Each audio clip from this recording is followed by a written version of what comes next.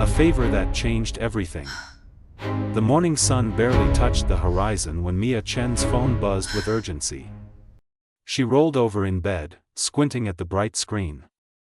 Rachel's name flashed repeatedly with incoming calls. Something was wrong. "Please, Mia, I'm begging you," Rachel's voice trembled through the speaker.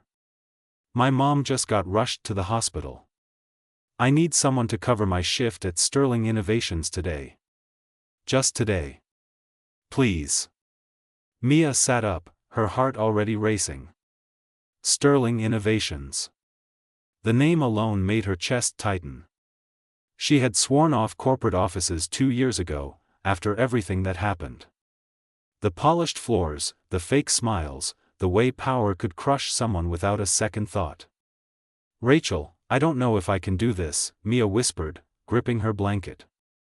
"You're the only person I trust," Rachel said, her voice breaking. "I've helped you through your worst days. I'm asking for one day. Just one." Mia closed her eyes. Rachel had been there when Mia's world collapsed. When she left her previous job in tears, with no explanation to anyone. When she couldn't get out of bed for weeks. Rachel brought her food, sat with her in silence, never pushed for answers. "Okay," Mia finally said. "I'll do it." Stepping into a world she left behind. 2 hours later, Mia stood before a towering glass building that seemed to pierce the clouds. Sterling Innovations occupied the top 15 floors, and everything about it screamed wealth and power. Men and women in sharp suits hurried past her, their shoes clicking against marble floors with purpose. She smoothed down her borrowed blazer and checked her reflection in the glass doors. Professional. Composed. Nobody would see the panic bubbling beneath her calm surface. The lobby was breathtaking. Enormous chandeliers hung from high ceilings, casting warm light over cream-colored walls decorated with modern art. A massive reception desk curved elegantly at the center, where Mia would spend her day. "You must be Rachel's friend," a woman in her 30s approached with a welcoming smile. Her badge read Jennifer Kim, HR coordinator. "Thank you so much for stepping in. We know it's last minute." "Happy to help," Mia replied, though her smile felt tight. Jennifer walked her through the basics. Answer calls professionally, check in visitors, manage the CEO's calendar appointments, coordinate with security. Standard reception duties. Simple enough. "Oh, and one more thing," Jennifer added casually as she prepared to leave. "Mr. Sterling is returning today after 3 months overseeing our London expansion. The whole office is buzzing. He usually stops by reception first, so just be prepared for that." The words hit Mia like ice water. "Mr. Sterling." Her hands went cold. "Did you say Sterling?" Mia managed to ask, her voice barely steady. "Yes, Ethan Sterling. Our CEO. Brilliant man, really. He actually founded this company after leaving his previous role at Apex Technologies about 2 years ago." Jennifer checked her watch. "He should arrive around 10. Don't worry, he's actually very kind despite all the rumors about CEOs." Mia nodded mechanically, but her mind was spinning backward through time. Ghosts of the past. Apex Technologies. That name brought back everything she had tried to forget. She remembered her first day there, nervous and eager, just 22 years old. A junior analyst position that felt like the opportunity of a lifetime. She remembered working late nights, poring over reports, determined to prove herself. And she remembered him. Ethan Sterling had just been promoted to CEO at 27, the youngest in the company's history. Everyone talked about his vision, his intelligence, the way he could walk into a room and command respect without saying a word. Their first real conversation happened during a late night at the office. She was struggling with a complex data analysis, and he stopped by her desk. "Need help?" he had asked, his voice warm. They worked together until midnight. He explained concepts with patience, asked for her opinions, actually listened. That night, something shifted between them. Over the following months, those late nights became routine. They would discuss projects, but also life, dreams, fears. He told her about the pressure of leadership. She shared her hopes of making a real difference in the business world. Their connection grew deeper, unspoken but undeniable. She remembered the way her heart would race when he smiled at her. The electricity when their hands accidentally touched while reaching for the same document. The longing in his eyes that mirrored her own feelings. But they never crossed that line. Corporate policy was strict. He was CEO.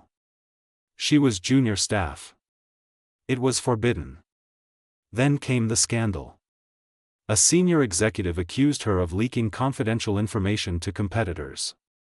The accusation was false, completely fabricated, but powerful people wanted her gone. She became a liability. The board demanded action. Ethan called her into his office that terrible day. She thought he would defend her, stand by her, use his position to uncover the truth. Instead, he stayed silent. He let them paint her as a traitor. He allowed the board to force her resignation. "I'm sorry," he had whispered as she left his office for the last time. Just those 2 words, hollow and useless. She never responded. Never looked back. She simply disappeared from that world. The moment of truth. "Mia? Are you all right?" Jennifer's voice snapped her back to the present. "Yes, sorry. Just a bit nervous," Mia said, forcing brightness into her tone. Jennifer smiled and squeezed her shoulder. "You'll do great. I'll check on you later." As Jennifer walked away, Mia sank into the reception chair. Her hands trembled as she logged into the computer system.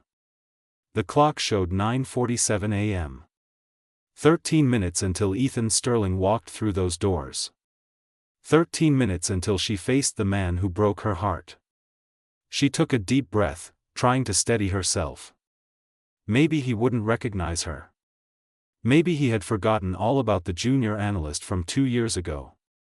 Maybe this day would pass without incident, and she could return to her simple, safe life.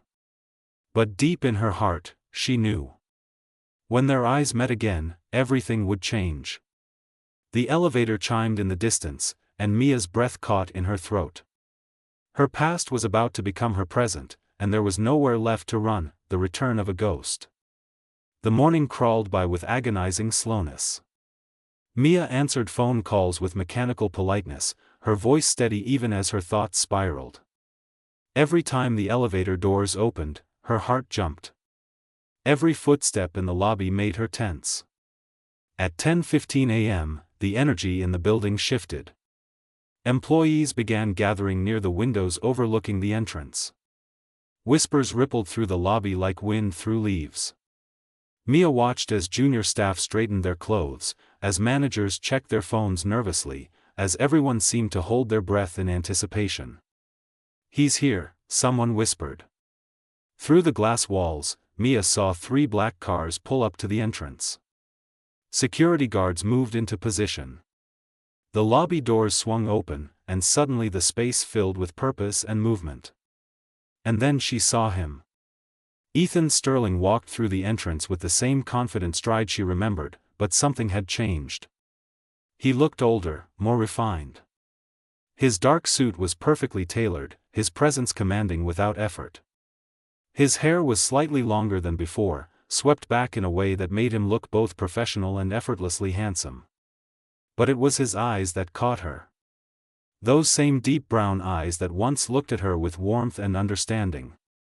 Now they scanned the lobby with focused intensity, acknowledging greetings from staff with brief nods. Mia's instinct screamed at her to hide, to duck behind the desk, to disappear. Instead, she forced herself to stay calm, to look down at her computer screen, to pretend to be absorbed in work. "Welcome back, Mr. Sterling," Jennifer called out cheerfully, approaching with several other managers. "Thank you, Jennifer. Good to be home." His voice was exactly as she remembered. Smooth, warm, with that slight hint of humor that made everyone feel at ease. Mia kept her eyes fixed on the monitor, but she could feel the group moving closer to the reception desk. Her pulse thundered in her ears. "I see Rachel isn't here today?" Ethan's question was casual, but Mia's hands froze on the keyboard. "Family emergency, sir. This is Mia Chen, covering for the day," Jennifer explained. Silence. The kind of silence that stretches and bends until it threatens to break. Mia had no choice. She lifted her eyes. Their gazes locked, and the world stopped. Recognition and disbelief. Ethan's expression transformed in an instant. Shock. Disbelief. His lips parted slightly as if to speak, but no words came. The professional mask he wore cracked, revealing raw emotion beneath. His managers continued talking, discussing schedules and meetings, but Ethan heard none of it. He stared at Mia as though seeing a ghost, as though his mind was fighting to accept what his eyes showed him. Mia forced herself to smile politely, professionally. "Good morning, Mr. Sterling. Welcome back to Sterling Innovations." Her formal tone seemed to hurt him. She watched pain flicker across his face before he quickly composed himself. "Thank you," he said carefully, his voice slightly strained. "It's good to be back." But his eyes never left hers. They pleaded for something, understanding, acknowledgement, a sign that she remembered what they once shared. Mia looked away first, turning her attention back to the computer. "Your first meeting is scheduled for 11 o'clock in conference room A. I'll make sure everything is prepared." "Mia," he said her name so softly that only she could hear it. She pretended not to notice, keeping her expression neutral. Jennifer glanced between them, sensing something unusual but unable to identify what. "Mr. Sterling, shall we go over the quarterly reports in your office?" "Yes, of course," Ethan said, though he continued to stare at Mia for another long moment. "Actually, Jennifer, give me a moment. I need to speak with the receptionist about my schedule." Jennifer looked confused but nodded. "Of course, sir. I'll wait by the elevators." The managers dispersed, leaving Ethan standing at the reception desk. Mia kept her eyes on the screen, her fingers hovering uselessly over the keyboard. "Mia, please look at me," Ethan said quietly. "Is there something specific you need regarding your schedule, Mr. Sterling?" she replied, still not meeting his eyes. "Don't do this. Don't pretend you don't know me. I'm simply doing my job, sir. If you don't have any schedule changes, I should really get back to work." Ethan leaned closer, his voice dropping to an urgent whisper. "What are you doing here? Why didn't you tell me you were in the city? I've been looking for you everywhere." That made her look up. "You've been looking for me?" "Every single day for the past 2 years," he said, his eyes intense with emotion. "I went to your apartment, but you had moved. I called your phone, but you changed your number. I even hired an investigator, but you vanished completely. And now you're here, at my company, and you're acting like I'm a stranger." Mia felt her carefully constructed walls beginning to crack. "You made your choice 2 years ago. You stayed silent when I needed you most. So yes, Mr. Sterling, we are strangers. Memories that won't stay buried." The words hung between them like broken glass. Ethan's face showed the impact of each syllable, but he didn't retreat. "I need to explain what really happened," he said desperately. "Please, just give me 10 minutes. Come to my office during your lunch break." "I don't think that's appropriate." "Mia, please." The way he said her name, with such raw vulnerability, almost broke her resolve. "Your managers are waiting," she said instead, gesturing toward the elevators where Jennifer stood checking her watch. Ethan straightened, his jaw tight with frustration. "This conversation isn't over." "Yes, it is," Mia replied firmly. "I'm only here for today. After 5 o'clock, you'll never see me again." Something fierce flashed in his eyes. "We'll see about that." He walked away, but Mia could feel his reluctance in every step. She watched him join his managers, watched them enter the elevator, watched the doors close. Only then did she release the breath she had been holding. Her hands were shaking. She pressed them flat against the desk, trying to steady herself. The memories came flooding back, unbidden and overwhelming. She remembered the night everything fell apart. The accusation had come from Victor Hastings, the chief operating officer at Apex Technologies. He claimed Mia had accessed confidential files and shared them with a rival company. The evidence was circumstantial but damning: her login credentials, late-night access logs, encrypted emails that allegedly contained leaked information. Mia knew it was a setup. Victor had been trying to push his own candidate for a promotion, and Mia's rising star threatened his plans. But proving her innocence seemed impossible against such a powerful figure. She had run to Ethan's office, desperate and terrified. She expected him to believe her, to fight for her, to use his authority to investigate properly. Instead, he sat behind his desk, his face unreadable. "The board wants your resignation," he had said quietly. "They believe the evidence is conclusive." "But you know me," she had pleaded, tears streaming down her face. "You know I would never do this. Please, Ethan, you have to fight for me." He looked away, unable to meet her eyes. "My hands are tied. Victor has the full support of the board. If I push back too hard, they'll remove me from my position. I've only been CEO for 6 months. I don't have enough power yet to challenge them." "So you're choosing your career over the truth," she had whispered, her voice breaking. "I'm choosing to live to fight another day," he replied. "I'm sorry, Mia. I truly am." But sorry wasn't enough. Sorry didn't clear her name. Sorry didn't stop the shame and humiliation. Sorry didn't heal the betrayal that cut deeper than any false accusation. She left that office and never returned. An office on edge. Throughout the afternoon, Mia felt eyes on her. Employees whispered as they passed the reception desk. Some glanced at her with curiosity, others with barely concealed judgment.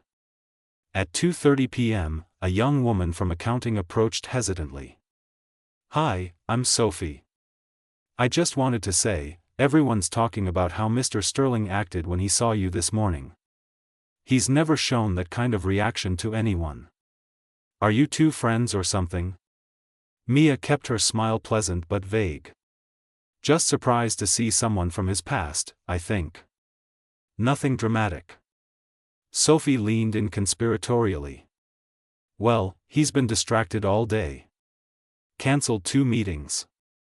He keeps coming down to the lobby and just staring at the reception desk from the upper floor. Look, you can see him right now." Mia followed Sophie's gaze upward. Sure enough, on the 10th floor behind floor-to-ceiling windows, Ethan stood looking down at the lobby.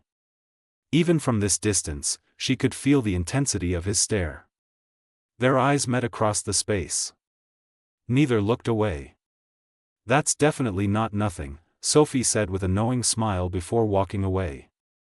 At 3 p.m., a delivery arrived at reception. A coffee from the expensive shop across the street, caramel macchiato with extra foam, exactly how Mia used to order it during their late nights at Apex Technologies. The note attached read, "Some things I never forgot. Please talk to me. Office 15B. Mia stared at the coffee, her throat tight with emotion. He remembered. After 2 years, he remembered such a small detail about her. She threw the note away but kept the coffee, hating herself for the warmth that spread through her chest with the first sip. At 4 p.m., her phone buzzed with a text from an unknown number. "I know you don't want to see me. I understand why. But I need you to know the truth about what happened. I never stopped looking for you. I never stopped regretting my silence. Please, just give me a chance to explain. The truth will surprise you." Mia deleted the message, but her hands trembled. At 4:45 p.m., with only 15 minutes left in her shift, the elevator doors opened and Ethan emerged. He walked directly to the reception desk, ignoring the surprised looks from nearby employees. "I need to speak with you," he said firmly. "Now." "My shift ends soon," Mia replied, keeping her voice level. "Then we talk after your shift." "I'll wait." "I don't think that's a good idea." "I don't care what you think is a good idea," Ethan said, his voice rising slightly with frustration. "You disappeared from my life without a word. You left me wondering if you were safe, if you were okay, if you hated me. And now you show up here, at my company, and expect me to just let you vanish again? That's not happening, Mia. Not this time." The lobby had gone silent. Everyone within earshot stared at them openly now. Mia stood, her face flushed with embarrassment and anger. "Fine. You want to talk? Let's talk. But not here, and not now. My office. 5 o'clock sharp. No. Somewhere neutral. The coffee shop across the street. 6 o'clock. Ethan considered this, then nodded. 6 o'clock. Don't run away again. I never ran away. You pushed me out. That's what I need to explain, he said softly. If you'll let me. He walked back to the elevator, leaving Mia standing at the reception desk with every eye in the lobby watching her. Her carefully hidden past had just become very public. And somewhere deep inside, beneath the anger and hurt, a small voice whispered that maybe she wanted to hear what Ethan had to say. Maybe some stories deserved a second chapter. The meeting that changed everything. Mia sat in the corner booth of the coffee shop, her hands wrapped around a cup of tea she hadn't touched. The evening crowd filtered in and out, but she barely noticed. Her eyes kept drifting to the clock on the wall. 5:58 p.m. She had considered not showing up. Considered texting Rachel that she was done, going home, blocking whatever number Ethan had used to reach her. But something kept her in that seat. Maybe it was curiosity. Maybe it was the need for closure. Or maybe, deep down, it was the hope that there was more to the story than she knew. At exactly 6 o'clock, the door opened and Ethan walked in. He had changed from his formal suit into dark jeans and a simple gray sweater. Without the corporate armor, he looked younger, more vulnerable. His eyes scanned the room until they found her, and relief washed over his face. He approached slowly, as if afraid she might bolt. "Thank you for coming. I wasn't sure you would." "I almost didn't," Mia admitted, gesturing to the seat across from her. "You have 30 minutes. Then I'm leaving, and you need to accept that." Ethan sat down, his hands resting on the table. She noticed how close they were to hers, close enough to touch. She pulled her hands back into her lap. "I don't know where to start," he said quietly. "Start with why you let them destroy me," Mia replied, her voice steady despite the pain in her chest. "Start with why you chose your position over the truth. The truth behind the silence." Ethan took a deep breath, his eyes never leaving hers. "You're right that I stayed silent during that meeting. But you're wrong about why. Then enlighten me. Victor Hastings didn't just want you fired, Mia. He wanted you prosecuted. He had fabricated evidence that would have sent you to prison for corporate espionage. Real prison time, not just a ruined reputation." Mia's breath caught. "What? The board meeting you never saw happened the night before they forced your resignation. Victor presented a case that was airtight on paper. Emails, financial transfers, meeting records with competitor representatives. All fake, but professionally done. He had support from 3 other board members who wanted to make an example out of someone to show the company was tough on leaks." Ethan's hands clenched into fists on the table. "I fought them for 6 hours that night. I told them I knew you, that you would never betray the company. But they said I was too close to the situation, that my judgment was compromised. They threatened to remove me as CEO and prosecute you anyway. So you made a deal, Mia whispered, beginning to understand. I made a deal, he confirmed, his voice thick with emotion. I told them I would personally ensure your quiet resignation if they agreed to drop all criminal charges and provide a confidential settlement. I told them that public prosecution would damage the company's reputation more than a quiet exit. It took everything I had to convince them. Mia felt tears burning behind her eyes. You never told me. I couldn't. Part of the deal was that you could never know about the criminal charges. Victor wanted to make sure you left feeling betrayed and powerless, so you'd never come back or fight the accusations. If I had told you the truth, you might have tried to fight, and they would have prosecuted you. So you let me think you abandoned me, Mia said, her voice breaking. You let me believe you chose your career over me. You let me hate you. Yes, Ethan said simply, pain etched across his face. Because I would rather have you hate me and be free than love me from a prison cell. It was the only way to save you. The tears came then, hot and unstoppable. Mia covered her face with her hands, her shoulders shaking. 2 years of anger and betrayal began to crack and shift, revealing the hurt beneath. Ethan moved around the table and slid into the booth beside her, keeping a respectful distance but close enough that she could feel his presence. He didn't touch her, didn't try to comfort her physically. He just sat there, steady and patient. There's more, he said softly. After you left, I spent 3 months gathering evidence against Victor. I built a case piece by piece, proving he had fabricated everything. I presented it to the board, and they fired him. But by then, you were gone. I tried to find you to tell you that your name was cleared, that you could come back. But you had disappeared completely. Pieces of a broken picture. Mia wiped her eyes, trying to compose herself. Why didn't you tell me any of this during that meeting? Why did you let me walk out thinking you had betrayed me? Because Victor was in the building that day. He had people watching. If I had shown any sign that I was protecting you beyond the agreed terms, he would have pushed for prosecution immediately. I had to play the part of the cold CEO who prioritized the company over everything. It was the hardest thing I've ever done. He reached into his pocket and pulled out his phone, scrolling through photos. He turned the screen toward her. Look. Mia saw picture after picture. Screenshots of higher investigation reports with her name. Emails to former colleagues asking if they had heard from her. Flight records showing trips to 3 different cities where leads suggested she might be. Even a photo of her old apartment building, clearly taken months after she had moved. I never stopped looking, Ethan said. I hired investigators. I checked social media daily. I even created fake accounts hoping you might accept a friend request. When my company expanded and I had to spend 3 months in London, I hired people here to continue searching.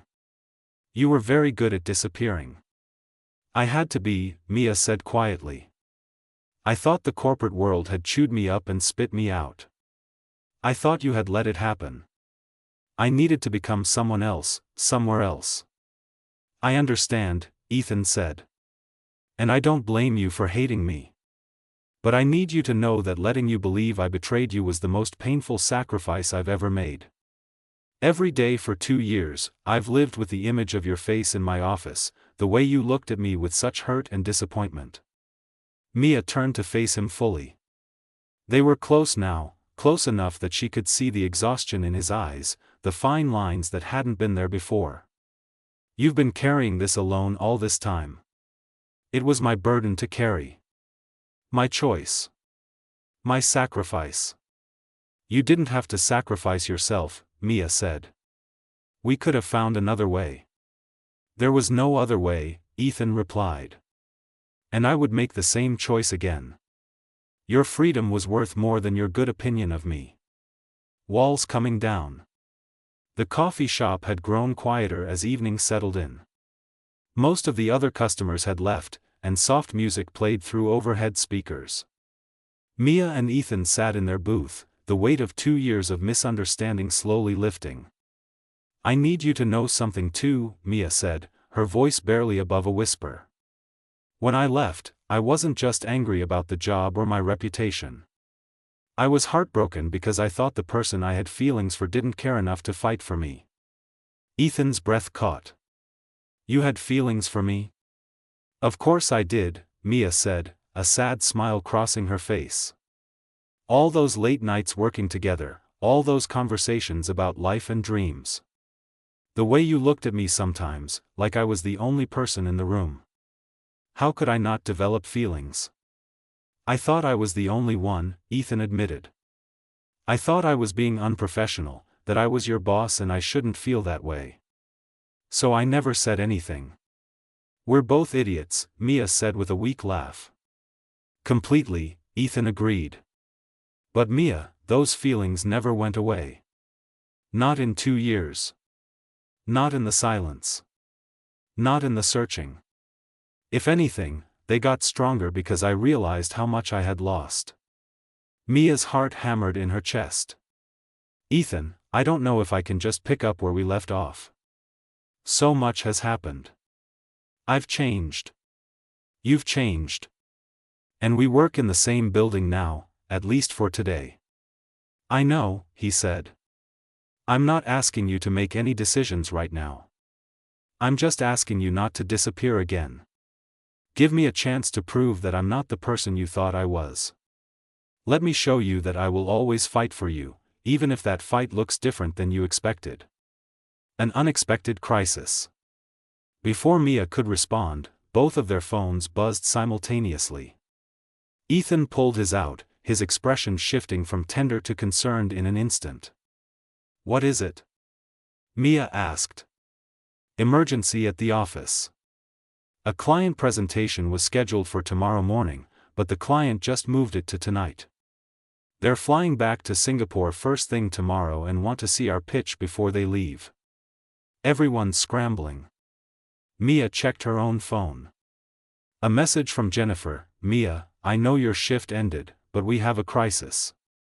The conference room isn't set up, catering needs to be arranged, and we can't find half the presentation materials. Can you possibly come back and help? We're desperate." She looked at Ethan. "They need help." "You don't have to come," he said. "Your obligation ended at 5. "Rachel would want me to help her team," Mia replied, already standing.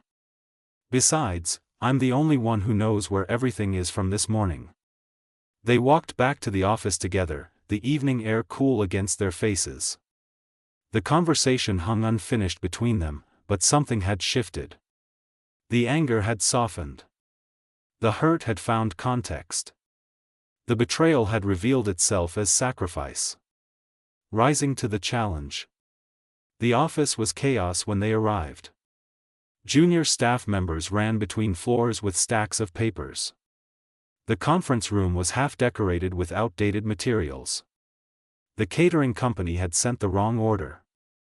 The projector refused to connect to anyone's laptop. Mia assessed the situation with the practiced eye of someone who had survived corporate storms before. "Jennifer, call the catering company back and order the executive menu, not the standard package. Sophie, these decorations are from last quarter's branding. New materials are in storage room 3B. Someone get IT up here for the projector." She moved through the space with confidence, directing people, solving problems, coordinating efforts. Within 20 minutes, the chaos had structure. Within an hour, the conference room looked professional and welcoming. Ethan watched from the doorway, a slight smile on his face. This was the Mia he remembered. Capable, brilliant, someone who could handle pressure with grace. He felt a surge of pride mixed with regret for all the time they had lost. The client arrived at 8 o'clock.